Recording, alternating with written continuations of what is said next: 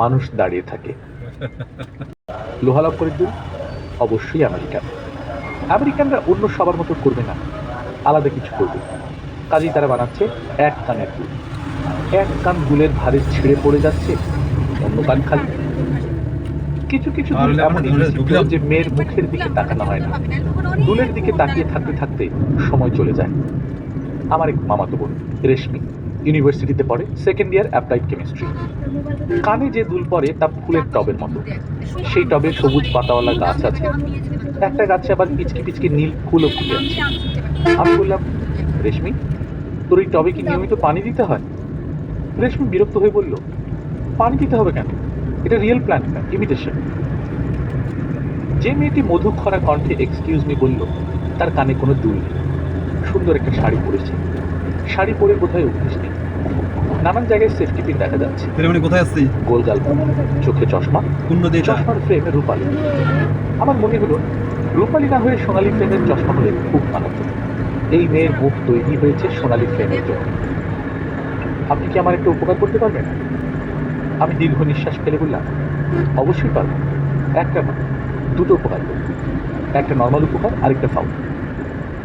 মেয়েটার সঙ্গে সঙ্গে ভুরু কুঁচকে ফেলল। এই সময়ের মেয়েদের চরিত্রে দ্বৈত ভাব অত্যন্ত প্রবল। তারা পত্রিকায় ইন্টারভিউ দেবার সময় বলবে, যেসব পুরুষের রসবোধ আছে, যারা কথায় কথায় রসিকতা করে, তাদেরকে তারা পছন্দ করে। সেসব পুরুষ তাদের স্বপ্নের পুরুষ। অথচ বাস্তবে কোনো ছেলে রসিকতা করে কোনো মেয়েকে কিছু বললে সেই মেয়ে ভুরু কুঁচকাবে। রসিকতা যত নির্মলই হোক, সেই মেয়ে রসিকতায় কলঙ্ক খুঁজে পাবে এবং মনে মনে বলবে, গোপাল ভাঁড় কোথাটা, সবসময় ফাজলামি। মেয়েটি বলল, আমি অনেকক্ষণ হলো রাস্তা ক্রস করবার চেষ্টা করছি, পারছি না। অন্যদিন ট্রাফিক পুলিশ, আজ ট্রাফিক পুলিশ হবে। আপনি কি রাস্তা ক্রস করার ব্যাপারে আমাকে একটু সাহায্য করবেন? আমি দেখি কি করা যায় বলেই ঝাঁপ দিয়ে দুহাত উঁচু করে রাস্তার মাঝখানে পড়ে গেলাম। সেই সঙ্গে বিকট চিৎকার, রাস্তা বন্ধ, রাস্তা বন্ধ, চাকা ঘুরবে না, ট্রাফিক বন্ধ, ট্রাফিক বন্ধ, কোনো চাকা ঘুরবে না। নিমেষের মধ্যে ব্রেক বসে সব গাড়ি থেমে গেল। রিক্সাওয়ালারা দাঁড়িয়ে পড়ল।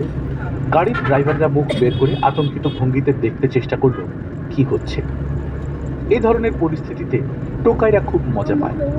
তারাও লাফ দিয়ে রাস্তায় নামলো এবং আমার মতোই হাত উঁচু করে গাড়ি আটকাতে লাগলো।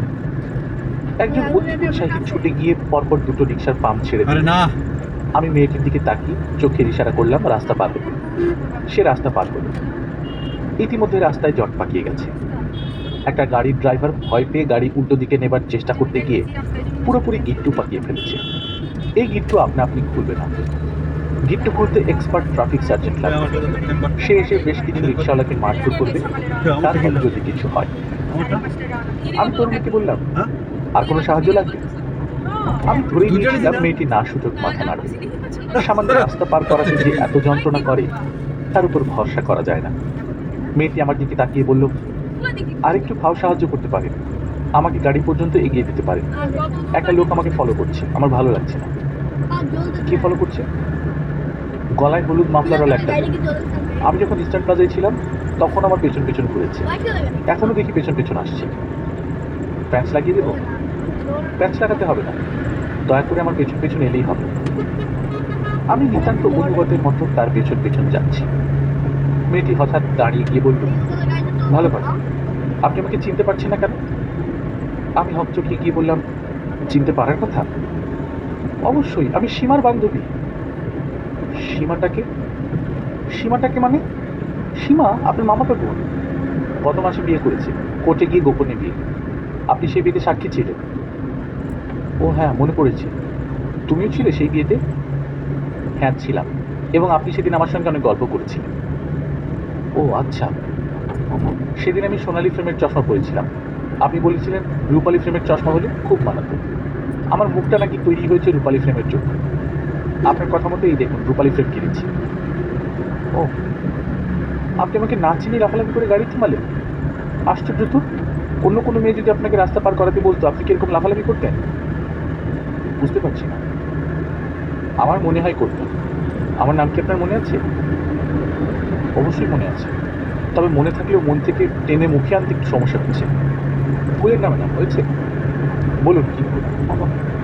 প্রচুর গন্ধ আছে এমন একটা রাতে। মনে পড়েছে, তোমার নাম জুন। কিছুই আমার নাম আঁখি। ও আচ্ছা, আঁখি। মেয়েটি তার গাড়ি খুঁজে পেয়েছে। কালো রঙের বিশাল এক গাড়ি। গাড়ির মতো গাড়ির ড্রাইভারও বিশাল।